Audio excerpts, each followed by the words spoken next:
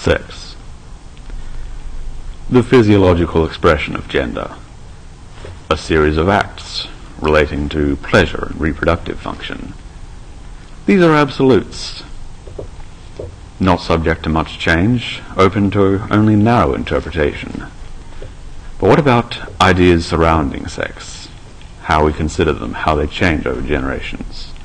That's what we're here to talk about today.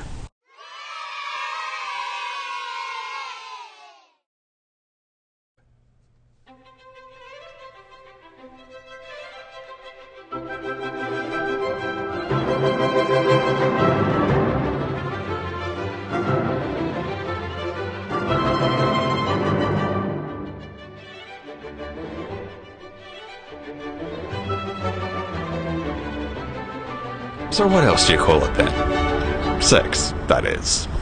Rustling and jimmies? Clam jousting. Hanky-panky? Make love. Shagging? Taking all one eye to the optometrist. Let's smash hips. We're here with Dr. Glenn Thomas of QUT's Creative Industry Faculty to talk about a few artistic and social norms concerning sex. Afternoon, Rob. How are you today? I'm well. Thanks That's good. for joining us. What was held as a fair and accepted time, whether there was an age or a circumstance, for people to enter a sexual relationship?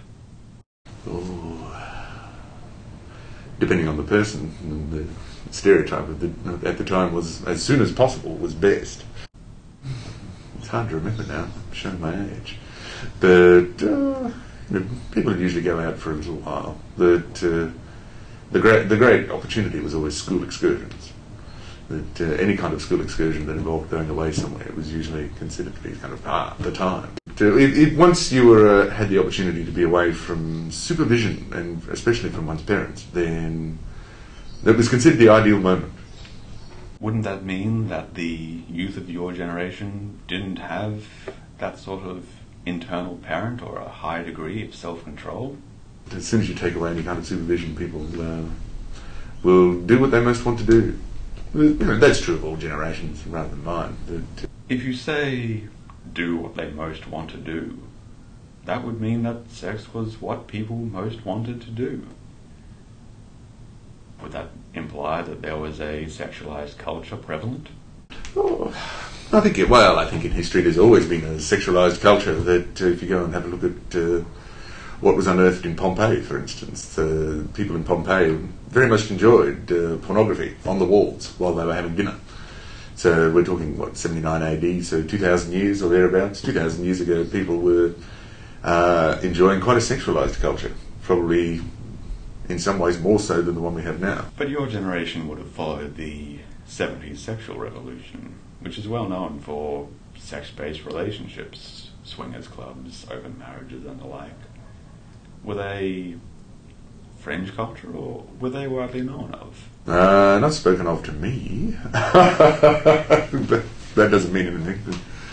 No, I suppose so. Again, as with all things, that throughout human history, this is not something new. John Updike scandalised everybody in 1968 with couples, which was all suburban infidelity in places like Pennsylvania and the northeastern states of the US.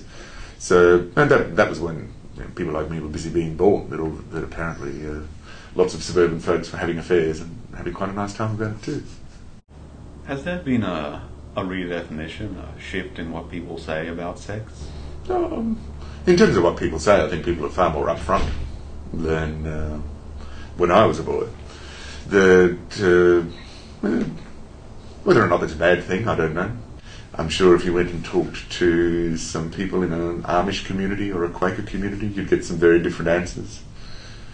And that in itself is also a good thing. One of the wonderful things about the human race is that people are so very, very different.